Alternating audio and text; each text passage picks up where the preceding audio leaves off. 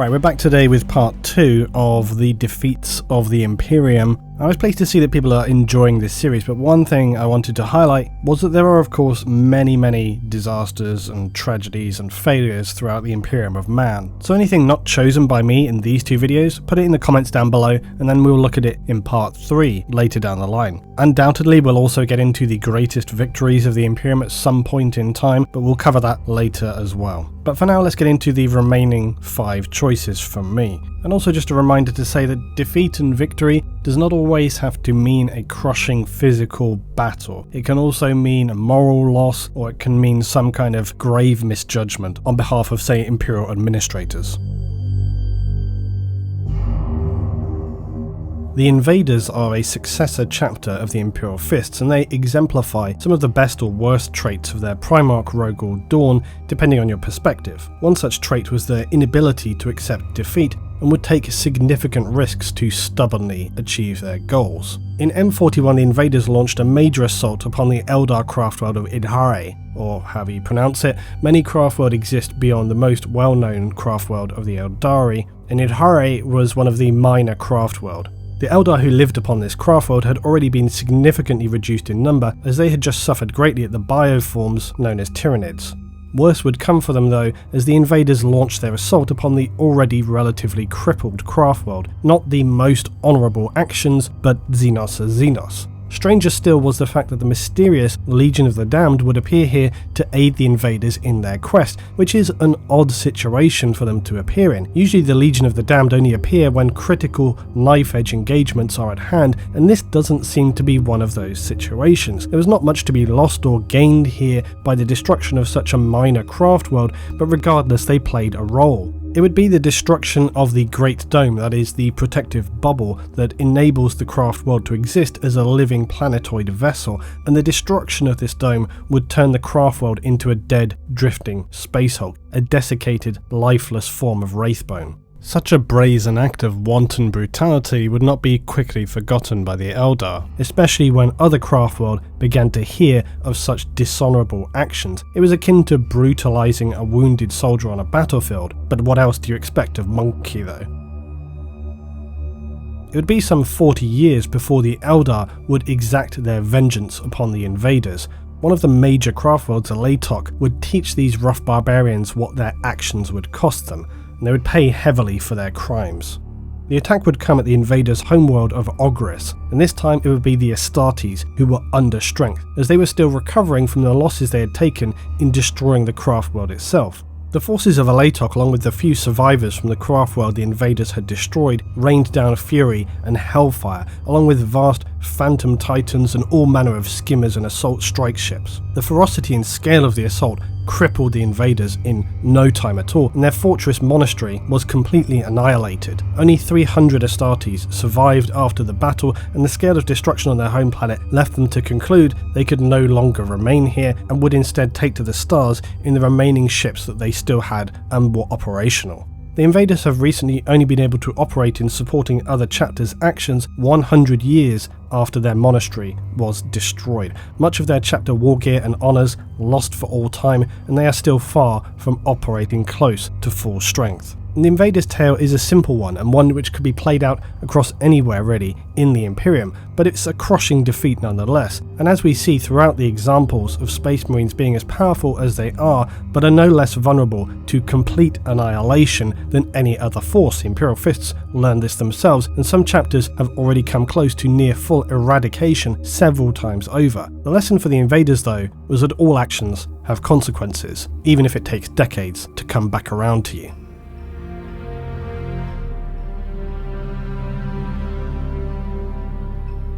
The Black Consuls are a second founding of the Ultramarines, known for staunchly adhering to the Codex tenets laid down by the Ultramarines Primarch. And the Consuls were originally a fleet-based chapter, that is to say they utilised a space fortress monastery to operate from. However, this would be destroyed by Dark Eldar sometime in Millennium 40. With their fortress destroyed, they were forced to find a planet to found as their homeworld and settled on Cyclopia, an Imperial hive planet in the Calixus sector. The Black Consuls would then proceed to lay waste to the Dark Eldar in a bitter campaign of vengeance during a 300-year xenocidal purging spanning multiple star systems and collapsing an entire sub-dimension of the Webway. However, the Black Consuls were to suffer far worse devastation than they had at the hands of the Dark Eldar in the year 455 Millennium 41. For upon returning to their new homeworld of Cyclopia, they were forced to defend against a siege upon Hive Godeth, orchestrated by either the Iron Warriors or the Wordbearers. Accounts are unclear, and both traitor marine forces of Chaos Undivided have been reported as being involved. It's possible either or even both were present. Regardless though, it seems that the Black Consuls were likely successful in repelling the siege by the Chaos forces, but that ultimately the traitors were forced to detonate the nucleonic stacks within Hive Godeth in a final act of defiance which would result in an apocalyptic nuclear detonation, vaporizing much of the Hive as well as all of its inhabitants, any remaining invaders, and far worse, the majority of the Black Consuls chapter. For a Space Marine chapter to suffer such catastrophic losses in one battle is a miserable and crushing blow to the Imperium. The chances are that suffering such a loss could indeed lead to the dissolution of a chapter, especially if it's a successor chapter. However you look at it, the Black Consuls failed, and failed badly. They allowed the traitors to obliterate millions, if not billions, of Imperial citizens, and far worse, near total annihilation of an Astartes chapter. The only crumbs of comfort for the Black Consuls would be that it is rare for an entire Space Marine chapter to be present on any one engagement, even if this is in the defence of a homeworld. This is because Marines may have been detached in squads to assist in other duties or part of cooperative composite Space Marine forces elsewhere. They may be out of communications, and indeed it might take them years to actually find out and discover what has occurred. When a chapter is broken though so dramatically as the Black Consuls, they would always have to then regroup and assess their situation. If rebuilding the chapter is possible, they would attempt to do so, but otherwise they may decide instead to dissolve and maybe commit their services to organisations like the Death Watch. The Black Consuls seem to have weathered this devastating loss, however, as they were reported as being involved in the attempted but ultimately failed defence of Cadia. They are reported as having been brought back to full strength through reinforcements of Primaris Marines, and so the Black Consuls are once again a powerful tool of the Imperium. They are likely one of the unusually few chapters now made up primarily of Primaris Marines, as their chapter was so devastated previously. Their current official structure and leadership is not clearly documented, although it seems likely that any of the veterans who survived their extermination at Hive Godeth will have most probably taken positions of leadership, possibly even being upgraded to Primaris, similarly to Marneus Calgar of the Ultramarines. But the chapter's vaporization at Hive Godeth is a humiliating defeat that will never be forgotten by the Black Consuls.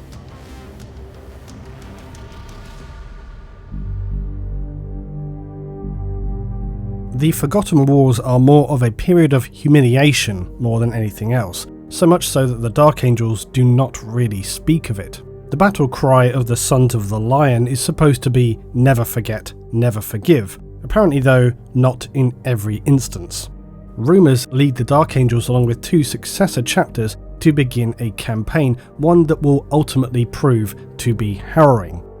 The world of Lemnos was reportedly engaged in a bitter civil war over mining rights. However, Imperial tithes were being met, so it was not deemed necessary for the Imperium to intervene, and the planetary governor should handle the situation as he saw fit. For the Dark Angels though, the code related to this affair that the messages had been sent through was a battle code used by the Dark Angels, and thus met the conditions for their suspicion of it being related to one of their Fallen. Now, if you are not aware of what the Fallen are, a brief history. At the end of the Horus Heresy, Lionel Johnson, Primarch of the Dark Angels, returned to their homeworld of Caliban, only to discover that one of his most loyal friends and brothers had been consumed by chaos, along with all the Marines on the homeworld. This led to a cataclysmic bombardment that literally broke the planet and resulted in the Lion, along with all the traitors, being sucked into the warp. The fate of the Primarch unknown, the Fallen scattered through time and space, forming a very dark and fascinating sect of traitor marines who may form small groups or operate as lone wolves commanding legions of cultists. Ancient, powerful traitor marines existing since the very dawn of the Age of the Imperium.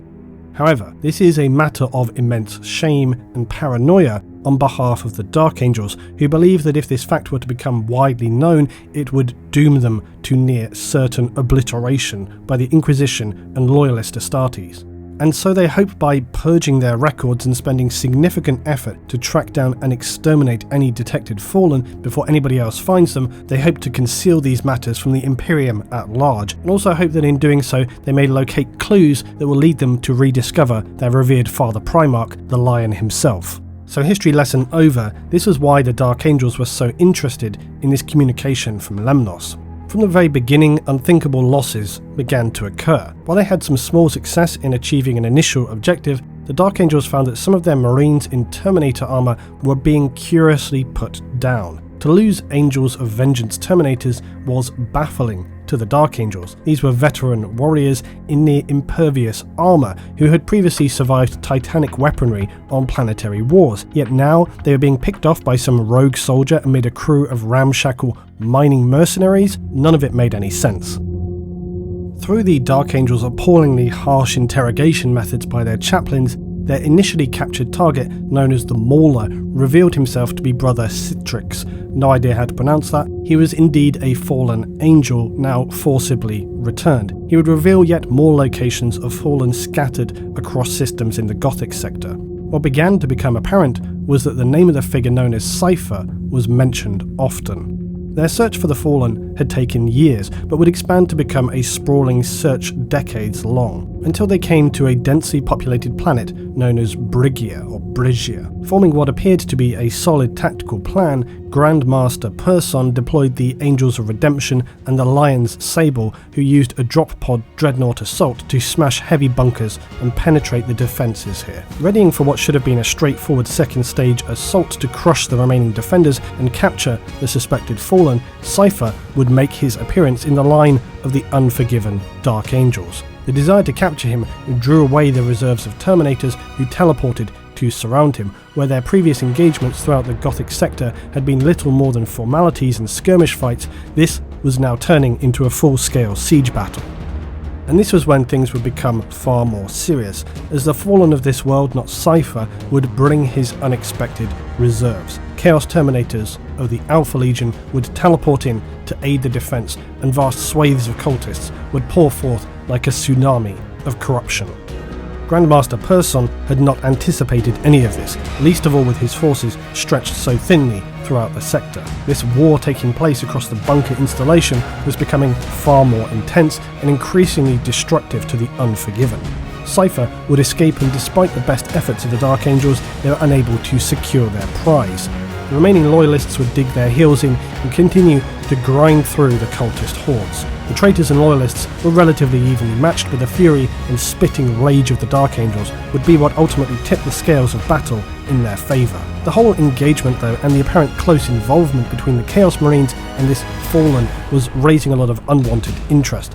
The Dark Angels' fortress world, the Rock, was already having to excuse questions being communicated to it from Holy Terror. Why were they conducting operations so far outside of their designated operational sector?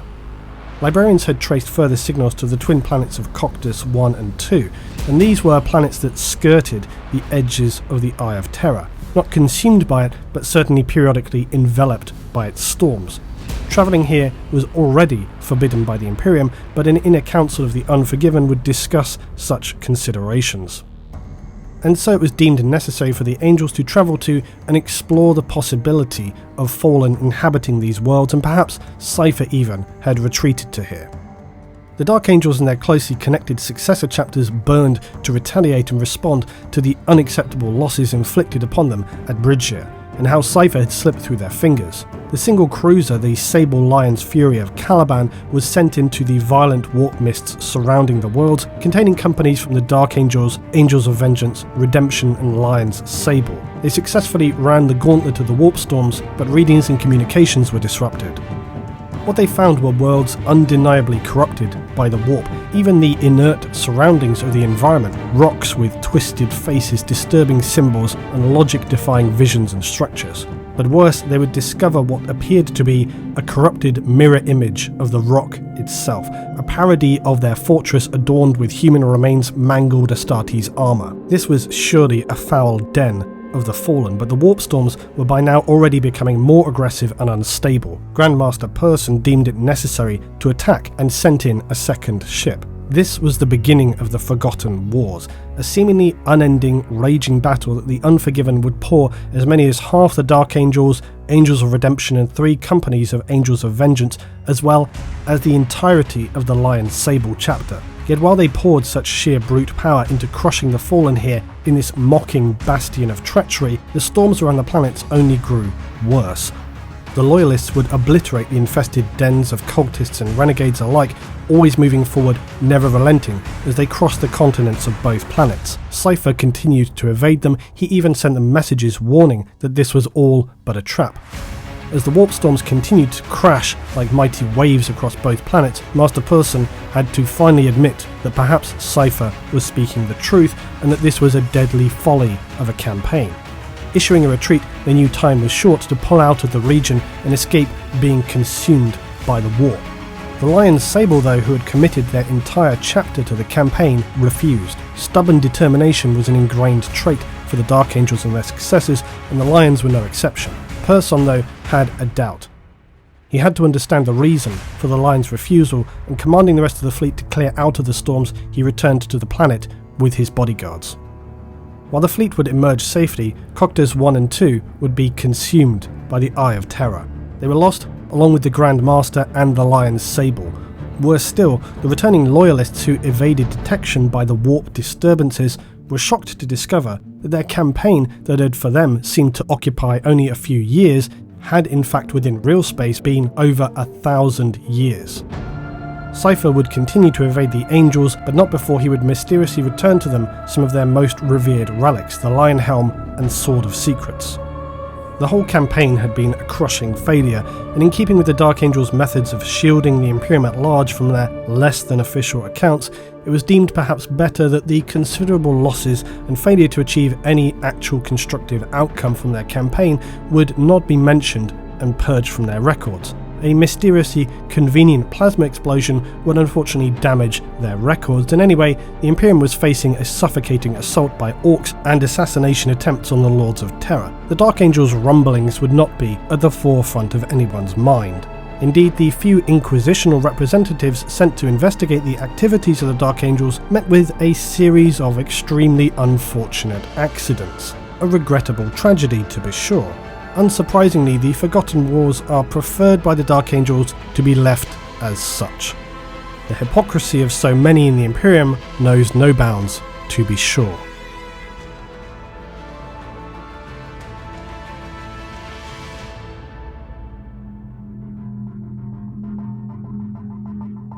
And so penultimately we look at the Humbling of Thorin. Now, the Iron Warriors, even before transitioning to Chaos, were a legion who believed in long-planned assaults. They would take time to ensure that when their attacks were finally executed, they would hit with such masterful calculation and unrestrained brutality that nothing could withstand or survive them. Only surrender or absolute obliteration, although to be honest, that sounds like a lot of Space Marine legions. So the tale of the Humbling of Thorin would surely become a textbook example for Imperial nobles and governors of the extreme and tangible dangers of abject arrogance. Ent Thorin was well known as being something of a genius of planetary governorship. He oversaw Inviotus, his dynasty's planet fortress network. He boasts that his home planet is resultantly now unassailable and impregnable. The citizenry can relax, for all is well by his hand and his planning, especially now their fortress network is up and operational. They're safe, they should enjoy this newfound and rare peace of mind. Unfortunately for Thorin, agents of the Alpha Legion operate in this sector, and they decide that they will relay this claim to their Iron Warriors brothers, who very much enjoy a good puzzle and to formulate a plan to crack so-called invulnerable defences. Before long, Lord Mandrak has made warp translation and is in system at the head of a considerably large fleet. Yet instead of attacking Inviotus directly as Thorin had planned, his defences were focused around short, powerfully aggressive assaults. The Iron Warriors instead attack the nearby agri-world of Dalathrow's Rest. The primary food supplier of the Inviodus system, Dalathrow's Rest, however, is also very well defended by the Astra Militarum, and so instead Mandrak simply bombards it from orbit whilst launching unrelenting boarding actions against every craft bound for Inviodus, blockading the planet and preventing any supplies reaching it. Within the year, the people of Inviodus are crippled by starvation. As per Thrin's plan though, they're able to hold out until reinforcements are able to arrive. A company of Mentor Legion Space Marines does indeed arrive to assist the planet's defence force, except that by now Mandrak has ensured that Inviodus' half-starved defence forces are extremely easy prey for his teleporting annihilation squads. The populace is crushed, enslaved, and Thrin's fate unknown, perhaps murdered by his own raging people or brutally butchered by the Iron Warriors. It's largely irrelevant. The planet is seized and repurposed as a chaos base, an astonishingly poor defence and slow retaliation by the Imperium, once again showing that for all the grandiose battles and heroic engagements the Imperium is quick to champion and promote for the indoctrination of its citizenry, so many worlds can be crushed with the lightest of efforts, no rescuing forces, poorly constructed defence planning, and a pathetic and almost inevitable failure from start to finish. While not the most dramatic or even the most important of engagements, the Humbling of Thorin sits as just one of the many best examples of the abject failings of the Imperium and how its entire system is poorly organised and leaves a vast amount of Imperial civilian worlds just open to absolute annihilation at any moment. So you can take the defeat of Thorin and Inviodus as really representative of many of the other defeats the Imperium has suffered. I include it here really as a symbolic failure of the larger failings of the Imperium itself. Cadia. Just saying the word would make a guardsman's skin itch and crawl. While some would cling to the description of the planet itself breaking before the Cadian Guard did, this is surely only the Imperium and its indoctrinated drones clinging onto former pride that was not just wounded but absolutely crushed and broken by the annihilation of Cadia. Because Cadia had not been simply some Imperial outpost or a heavily fortified Imperial bastion, it was the bastion. It was the citadel that oversaw the Eye of Terror, arguably the Astra Militarum's display piece, its model of what Imperial fortresses should aspire to. To see it not only crushed by traitors, cracked and simply broken by the most abhorrent forces in the eyes of humanity, because planets are ruined and destroyed and overrun as a depressing regularity in the history of the Imperium, but this was much worse. The Fall of Cadia forced the eyes and the attention of the Imperium. It brought their doubts and fears quickly into sharp focus, that they were not safe, that they were not secure, that they could be reached, and that the enemy could not only assault and raid their worlds, but raze them. Abaddon, favourite of his former master Horus, had been launching his Black Crusades for millennia, but it was the 13th which would be vastly more devastating. Cadia was and had always been a keystone in the Imperium's defences surrounding the Eye of Terror. It stood forever on alert, ready to stand and fight on a moment's notice, strong in faith, strong in flesh and strong in its material defences. Shock troops, brightly coloured banners of night houses, sigils of Astartes, scuttling Mechanicus, and shining fleur-de-lis of Sorotas stood proudly awaiting the foreseen battle fleet. They only had to wait for it to arrive. Millions would perish in the first assault, many more in the slaughter that would follow. Twisted, wrecked war machines, broken flesh, and shattered minds and souls would be thrown together in a mighty tempest of war, rarely seen as the two came together. Cadia battled until its defenders had nothing left to fight with, and then continued to fight. It was the darkness, though, that always threatened to tip the scales. It was never an even fight, never a case of simply measuring up equipment and manpower. Abaddon brought with him weapons that couldn't be countered with munitions and sharpened blades. He brought dark whispered promises, words that would turn brothers against one another, blessings and damnations. Bunkers and bastions would collapse into infighting, tearing into one another, the lost clawing with nail and fingers at the faces and flesh of those that they had called friends for years previously. Close-quarter blind murder, grinding each other into their ferrocrete until every surface was not a coarse grey but a shining crimson red. Their screams, their agony and their torment echoing through the Imperium. They were the Imperium. They were the cause of their own destruction, their own pain, their own hate, rage and agony. The Cadian forces had no doubt that Abaddon and his crusade had no intention of sidestepping Cadia. He would either break it or he would flee, as he had so many times before. The men and women of the Guard endured every minute of every hour of every day that the assault continued for, until they hoped reinforcements could arrive and aid in sending the Chaos minions reeling back into the Eye. Cadia Secundus that weathered the initial devastating assault upon Cadia, and this was where the combined forces hoped to make their stand, with scuttling Mechanicus trying to tinker and pray life back into the machines. If only they'd brought more incense, they surely cursed. Guard troops worked without rest to improve and secure defences. The previously well-organised divisions of Imperial forces, Astartes, Knights and Sororitas were by now mixed in with the regular Guard. This can only have been immensely positive and morale-boosting for the mortal men and women of the Cadian Guard to stand in such proximity and presence of the Imperium's elite fighting forces. Forces like the Dark Angels and Sisters repaired and prepped what they could, and the Imperial Guard continued their important battle drills of marching themselves up and down the square, hoping not to be randomly flogged for some minor rule incursion. As Abaddon's real assault began, any ships standing in their path were scattered like toys as they swept through, focused on driving through to the heart of Cadia and the remaining resistance. The blackened cruisers of the Despoiler, bloated bile-leeching plague ships, cabal vessels of the Thousand Suns, and leviathans of the World Eaters, among them the Will of Eternity, the last of the creations from the War in Heaven, known as the Blackstone Fortresses. The reports of such an object approaching threw those on Cadia into what could be described as either an urgent sense of focus or a blind panic. The defenders had been expecting a much more conventional assault.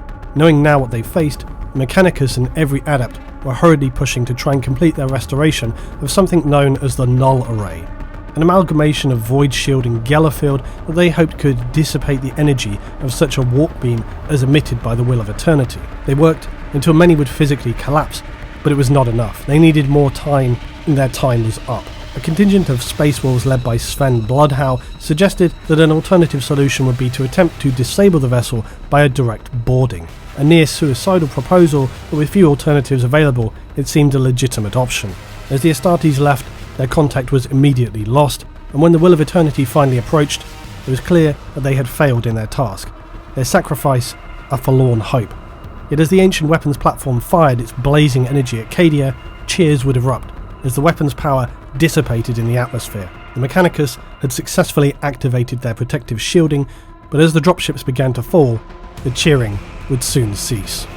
A storm of fire enveloped the invaders and defenders as cannon, missile, energy weapons and explosions engulfed the world. Shields were impacted, some collapsed or crackled as the relentless barrages rained down upon them.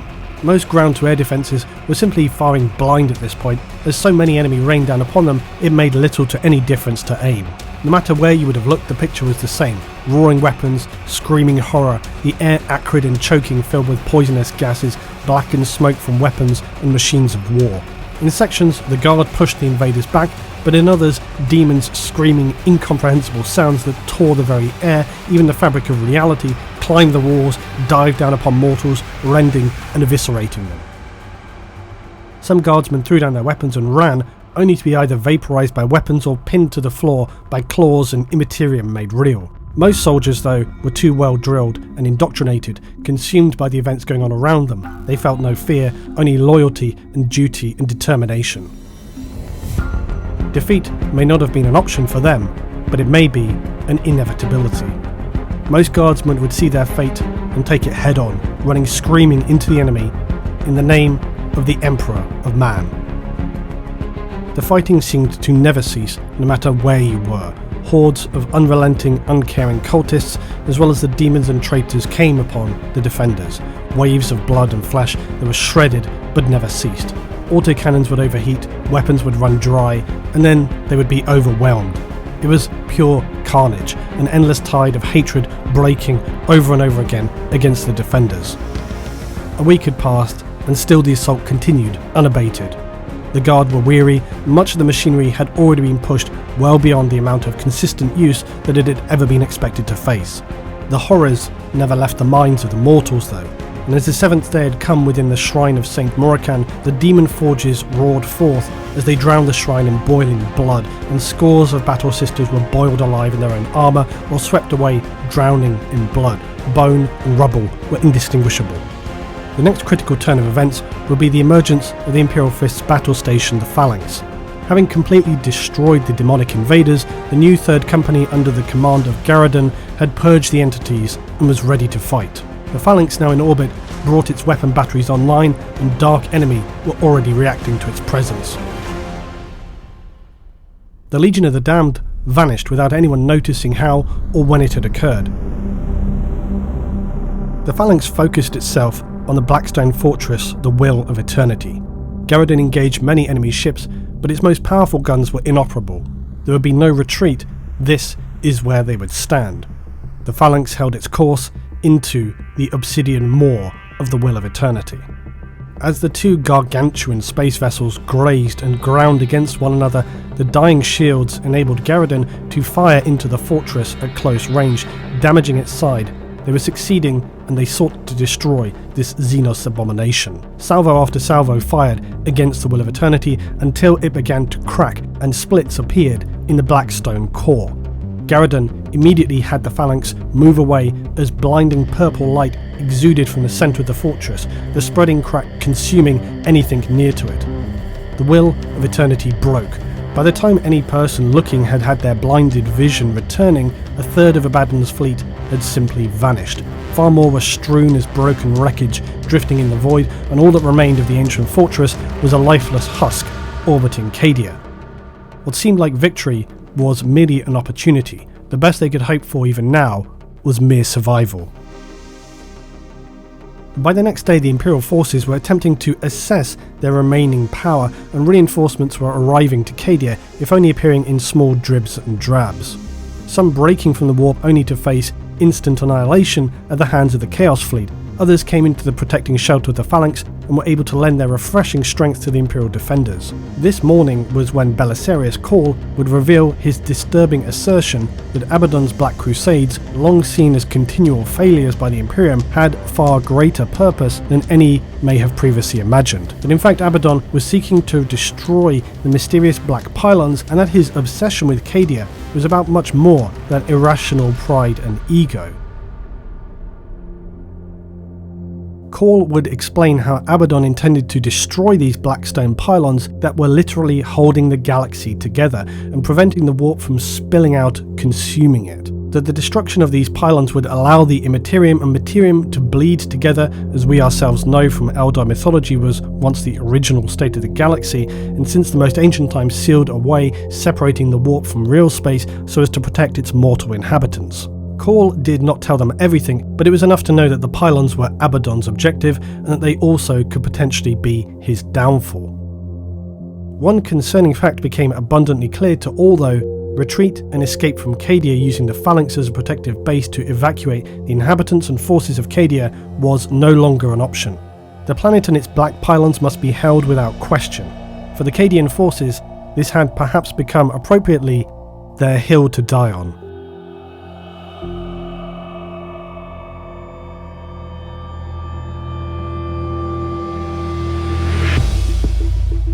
As the remaining forces pulled together and bolstered what defences remained, ammo was checked, guns cleared for operation, the scattered remnants of Astartes putting together now in one asserting force. The living saint Celestine was gliding overhead, waiting to bring down fire and retribution against the abhorrent enemies of the Emperor, as did her sisters on the ground.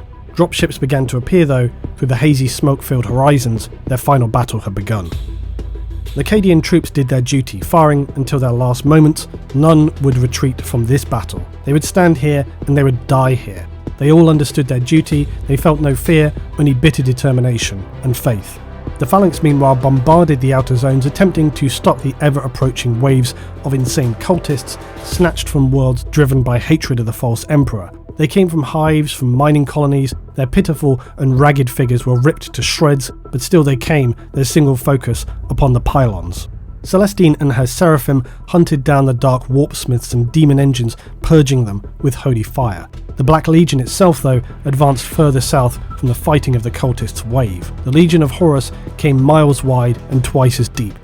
Over hours of gunfire like hail, the Black Legion continued encircling and tightening their grip on the fragmented Astartes, the Guard and their command. The day soon became night, and each hour only brought death in the hundreds if not thousands. The Battle Sisters in the fight to the north held strong. Celestine and Imperial faith was all they needed to channel the light of the Emperor into battle. But they still paid a heavy cost in blood for their strength and resolve. Many more soldiers and their officers were driven to insanity, as was always the danger when engaged with the forces of the Dark Gods. Often this led to confusion, retreats, poor orders, soldiers not knowing what it was that they should be doing, and breaks in lines occurring as a result. Hesitation brought annihilation. Then Abaddon came, along with his Bringers of Despair, teleporting into the heart of the Defense Command and slaughtering dozens of elite soldiers in moments. Sergeant Kell, clinging to the Cadian 8th standard, would stare into the eyes of the despoiler, spitting blood as he uttered the words, "Cadia stands." The claw of Abaddon tightening around his neck until Kell felt his vertebrae crack into dust and the void consumed him. Abaddon had crushed the southern defence, and the fields containing the Pylons were overrun. The Astartes standing between the Black Legion and their prize would dig in to brace for the tide of darkness. Yet even as they stood firmly, the Imperial fists among them were facing with ever more regularity numbers that were far from an even battle. A breakwater they were, but being consumed by the waves of Legion that fell upon them was an inevitability.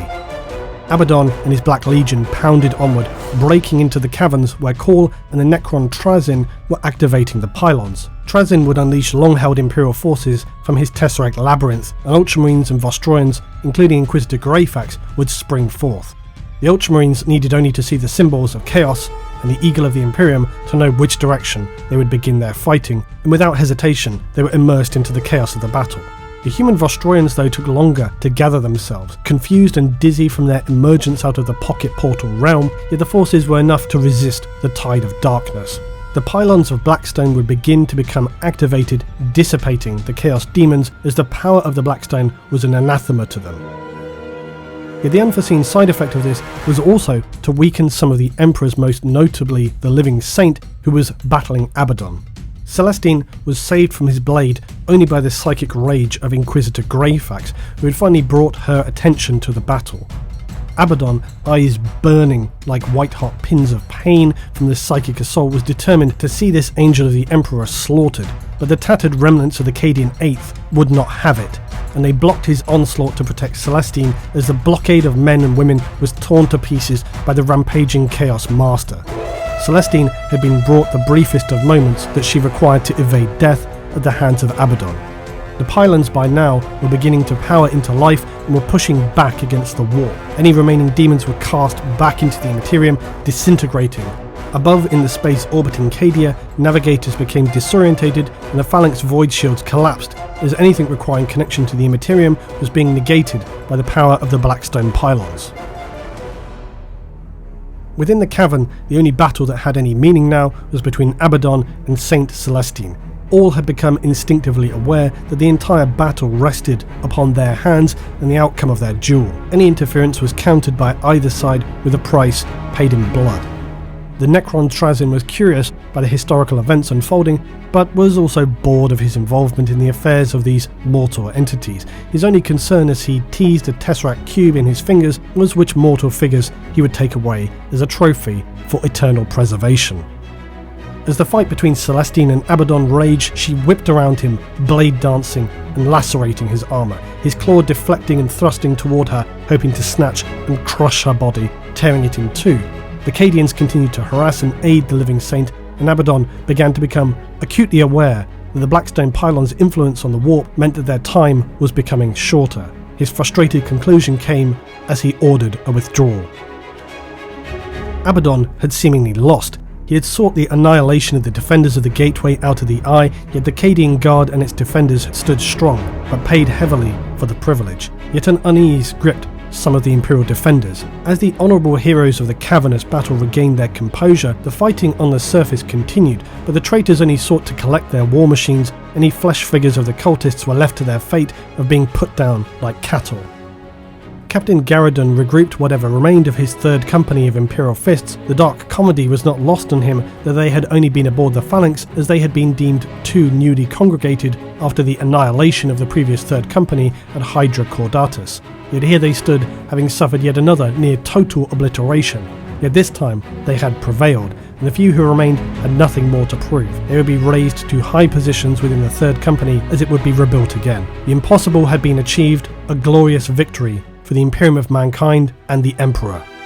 Abaddon was incensed by what appeared to be for now their failure, yet standing aboard the ancient vessel the Vengeful Spirit, he would sound out the death knell of Cadia.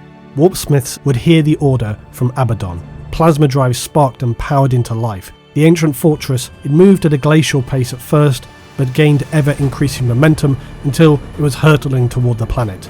The fleet of the Despoiler sped away from the planet, pulling back to the safety of the Eye, as the Blackstone fortress spiraled down toward Cadia. Abaddon mused, "Nothing can defy the will of chaos forever. Nothing defied his will forever." The Phalanx made a token attempt to destroy the Will of Eternity by firing its batteries, but it had little to no effect. On Cadia itself, none could escape the screeching, warp-tearing scream of the fortress as it descended down upon the planet, as the winds of immense atmospheric pressure whirled and whipped around the impending strike. The Blackstone fortress made its impact on Cadia.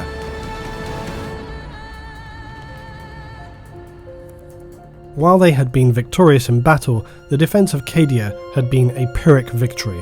It had been a victory in spirit but not in truth, and worse, Abaddon had cast his final blow upon the world as his fleet departed without a care back into the warp, and his final blow would be fatal. The impact of the ancient fortress upon Cadia was literally world-ending. Thousands perished instantly anywhere near the impact, mountains turned to dust, seas were vaporized, the very geology of the planet shifted and came under immense pressures. Towers and citadels fell from the planet-wide earthquakes that cracked and tore the hardest ferrocrete bastions apart like matchsticks. Firestorms engulfed ancient forests, magma and lava spewed forth across the surface of the planet. The planet could only be described as looking like a hellish apocalypse. The ordeal was not over. Those who had not been instantly vaporized or torn apart by fire and winds so powerful that they would tear the skin right off of a man, lungs flattened and sucked of their air, words of prayer from the faithful stolen from them in the moment of death. Then came the worst of it. The Krian Fault would break open the planet's very crust and began to split apart. Cadia was a storm of conflicting elements, simultaneously drowning, lashed by winds of impossible force, consumed by fire, or crushed by the earth of the planet itself. Cadia was dead. Even this, though, would not be the end. The pylons that Abaddon had so desperately wanted to destroy began to shatter against the natural forces tearing the planet apart, and as they fell, all that could be heard was the laughter of dark gods.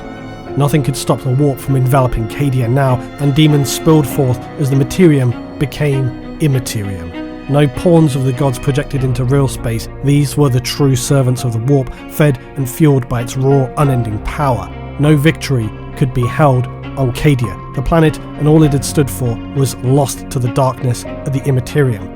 The weakest psychers were simply consumed, but for Greyfax and Celestine, they were once again invigorated by the power of the warp coursing through them, and they would use this power to aid in the coming exodus, as they led the defenders who were able to escape the surface. Landing craft and transport vessels would struggle to fly across the challenging conditions engulfing the remains of the planet, but those who could ferried the survivors off to the Imperial Fist's battle station, the Phalanx. Losses continued to mount and the evacuation was a broken, miserable affair, with many pilots landing to lift off survivors with immense skill, only to be picked off and torn to pieces as they attempted to break out of the planet's space by winged demons, breaking them apart and exposing those inside to their fate.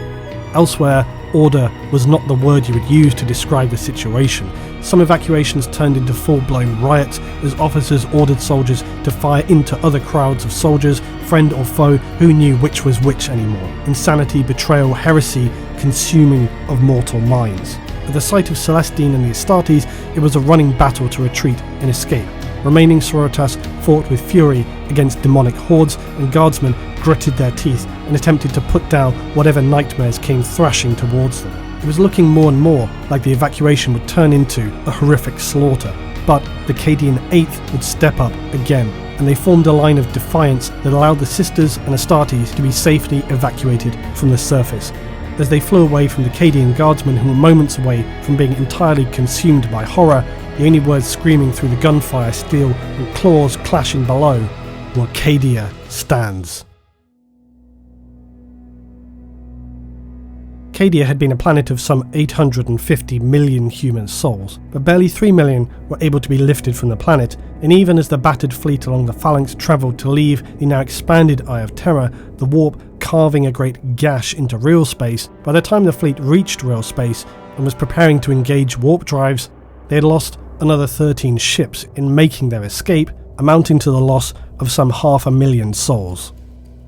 Cadia stands as one of the most valiant defence efforts in the Imperium's history, for it has many, but unlike some others, the ultimate outcome was one of outright defeat and total destruction. Still, as many would rightly point out, the planet itself was broken before the will of the Cadian Guard was.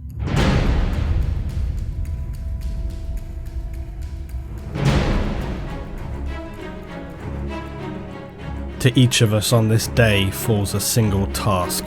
All that the Emperor requires of you, Guardsmen, is you stand in line and die fighting. This is what we do best. We die standing. The Golden Throne and Terror lie far from us here, yet know that the Emperor's hand is on your shoulders today. You have fought and displayed bravery and loyalty far above your calling as Guardsmen. You have faced horrors none could imagine, and you will face them again. I am honoured to have led you. Enemies of the Imperium, hear me. You have come here to die. The immortal Emperor of all mankind is with us, and we are invincible. His soldiers will strike you down, his war machines will crush you, his guns will bring down the sky itself upon you. You cannot win. The Emperor is our greatest weapon. This is our day for victory.